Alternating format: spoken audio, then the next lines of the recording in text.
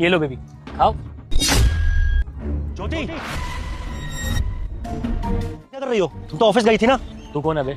और इसका नाम कैसे जानता है? पति हूँ उसका। ओह अच्छा, तो तू है इसका पति। इसने जैसा मुझे बताया था ना, तो वैसा ही निकला, बिल्कुल ही एवरेज से भी नीचे। क्या कर रहे हो यहाँ पे? कोई काम वाम नहीं है? इतना शक कर रहे हो कि पीछे करते हुए यहाँ तक आ गए? अरे यार छोड़ दो मेरी लाइफ में कुछ तो। कहीं भी जाते भाई पीछे करने लग जाते हो। काम ही कर रहा हूँ अपना। वो तो किसी कस्टमर को उसका ऑर्डर देने आया था और अचानक से तुम पर नजर पड़ गई मेरी। अरे वो तो अच्छा हुआ ना मैं यहाँ पर आ गया, तो तुम्हारी काली करतूतें मेरी आंखों के सामने आ गई। अब तुम मुझे बताओ कि तुम इस पार्क में क्या कर रही हो? क्या यही है कि तुम्हारा ऑफिस? अपना घटिया सा मंगलसूत्र ना अपने पास ही रखो। मुझे तुम्हारे साथ नहीं रहना है। मैं उज्जवल से प्यार करती हूँ और उसी के साथ रहूंगी। शादी ब्याह को मजाक समझ रखा है क्या? अगर तुम्हें इससे ही प्यार था, इससे शादी करनी थी, तो मुझसे शादी करके मेरी जिंदगी खराब क्यों की? शादी से पहले तो तुमने बहुत बड़े बड़े वादे किए थे कि तुम्हारे साथ हर हाल में रह लूंगी, भूखे प्यासे जहाँ रखोगे वहां रह लूंगी। लेकिन अब क्या हुआ? अचानक से तुम्हारा प्यार मेरे लिए कम पड़ गया। अरे तुम्हारे लिए इतनी मेहनत करता हूँ, सब कुछ करता हूँ, एक डिलीवरी बॉय बन गया हूँ तुम्हारे लिए। तुम्हें पता है ना मेरे पापा का कितना बड़ा बिजनेस है, करोड़पति आदमी है मेरे पापा।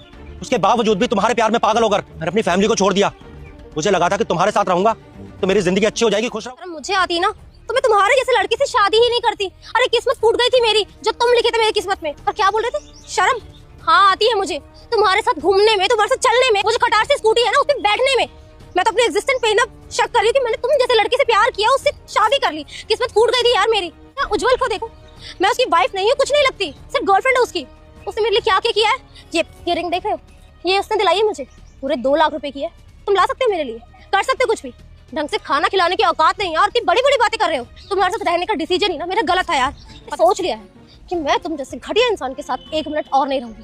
सुन लिया तुमने? अरे बस करो ज्योति, ये क्या बकवास लगा रखी है तुमने कि मेरे पास पैसा नहीं है, गाड़ी नहीं है, ऐशो आराम की जिंदगी नहीं दे सकता मैं तुम्हें? सब कुछ है मेरे पास। अगर आज जो मैं गरीबी की जिंदगी जी रहा हूँ ना, सिर्फ तुम्हारी वजह से, तुम्हारे प्यार की वजह से। तुम्हें नहीं रहना था ना मेरी फैमिली के साथ। तुमने कहा था ना तुम्हें अलग रहना है, सेपरेट जिंदगी जीनी है तुम्हें।